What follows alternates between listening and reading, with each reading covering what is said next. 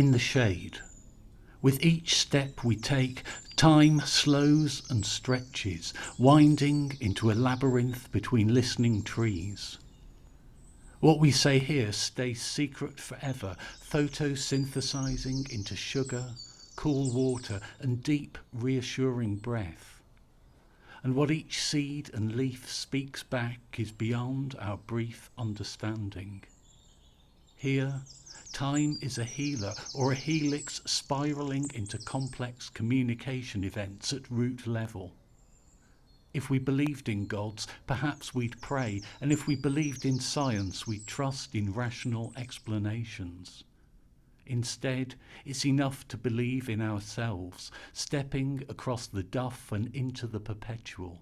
It's enough to believe in seeds, in silence, and in something akin to transubstantiation.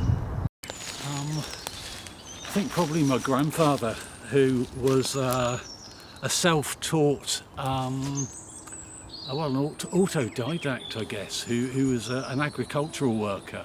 And he, when I was a kid, he used to bring me to places like this, you know, the sort of wooded areas around the town. And he was full of little fragments of poetry and also the sort of folk rhymes and things. And I wish I could come up with some off my top of my head, but those things like, you know, about weasels and squirrels and whatever, and sort of full of folklore and poetry, sort of early 19th, late 18th century poetry he loved. And he used to write poetry. I think the first poetry that I read was probably nursery rhymes and A.A. Milne's poems. So I was very young, 5 or 6 or so, and I wrote my first poem at 8. And it was about a worm, a worm and rainwater. So, early connection with nature. I'm impressed you can remember. Yeah, well, I keep these things, you know. Have you still got it? I have still got it. Oh, yeah, wow. In fact, yes. I don't think I've got any of mine, unfortunately.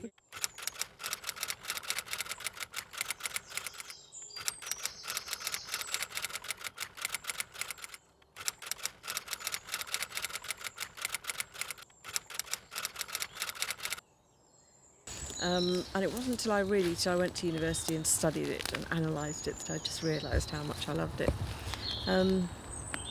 Beginning with things like Tennyson and Yeats. I used to love Yeats, and Wallace Stevens and Walter de la Mare and all sorts of the old the classics. Good recitations yes, of the good poems. recitation Yeah. and lovely music in them and so on. And I suppose probably what I do is kind of adapt those sorts of sounds and patterns to a more modern day form of poetry.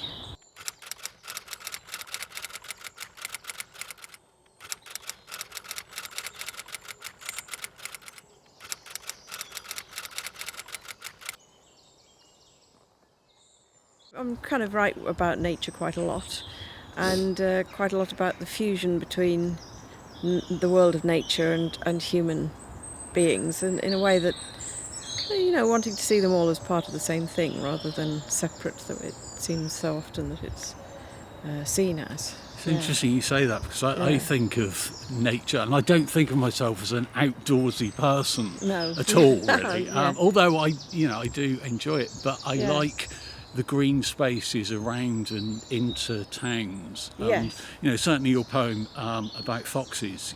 Foxes have adapted so well.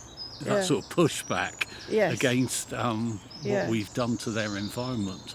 Yeah. And I like those sort of spaces. Here we are, sort of on the edge of Leeds, one of the biggest cities in the country, and yet we're in this place that there's little things popping up at this time of year. You can see little shoots everywhere. Because all of it comes from stuff we find around, so why shouldn't it pop down?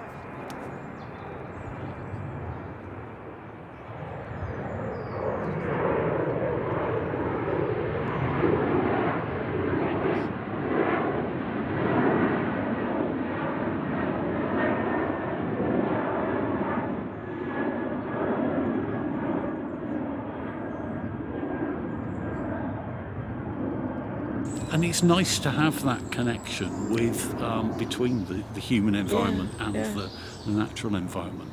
And I think a lot of interesting poetry comes out of that sort of thing. And you mentioned exams, which tends to be more the more urban element, but again, it's that urban that wastelands kind of that thing. sort of strange space on the edge of towns where it's neither one thing or the other, and it's both simultaneously, and there's layers. Yes. And I know as a writer you're interested in layers, and I am as well. Yes, of indeed. those things. Yeah. Layering of other poetry with my own poetry, and layering of nature and urban constructions. And I mean, you just have to go for a walk in the city and you'll see wherever possible weeds start sprouting out of the concrete, or birds, of course, obviously they're always there, but also foxes. I mean, there's so many now, you can see them, and it's a thrill to see them just trotting across the corner of the street, in the half light, and there they are.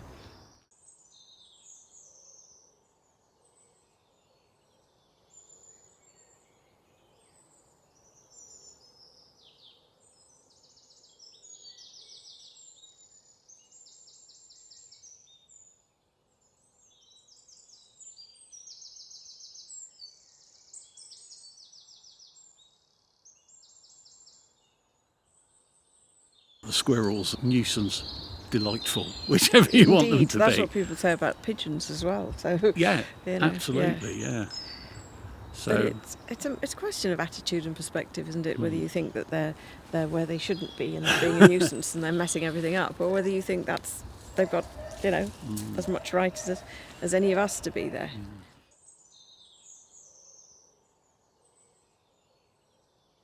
I've seen a fox bound suddenly, hunch-bladed, out of the nest, letting her fledglings hang.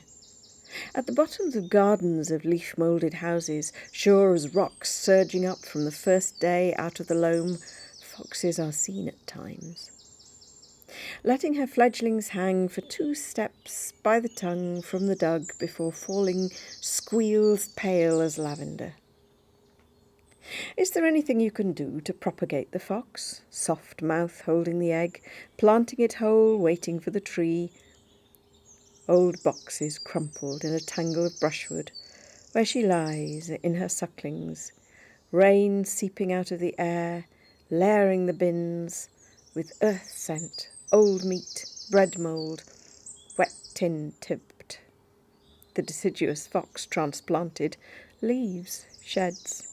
Turns out very hardy, contented with her allotment, cultivating her grub, sowing her shrimp in scabious lodgings. Just make sure she won't soil the growing or root the trailing, as with hatchlings of any kind. So, is there a fox of the week?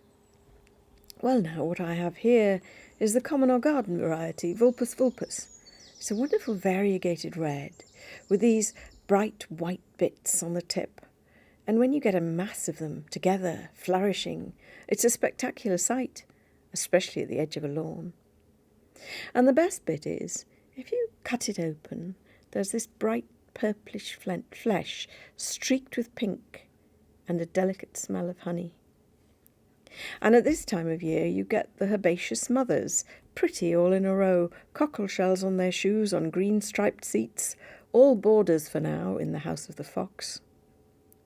And to germinate the Homo sapiens, you need to bed them down, really bed them down, with some moist compost.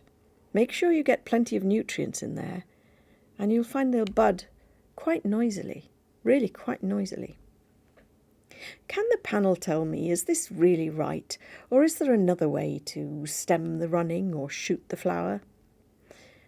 In a case like this, it just takes a semi-ripe cutting and you get these lovely green fingers, lovely green in the limey light.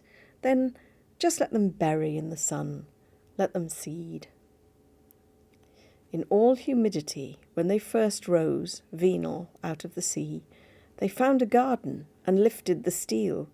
They found a plague of locusts in the garden. They made themselves steel. But you'll find they rust down, really rust down, and they make a very good sludgy muck, a good mulch. And then just keep them pruned back. Chemical intervention is the only way, really, for truly successful deracination. Try it. And if it works, then sprinkle them with ash. Ash out the perennials. Bury them in ash. Dust them in ash. And you'll find they don't suffer at all. In the late spring, plant out your minnows. Then, in these houses, witness the yield of the fox. Wow. That was awesome, thank you.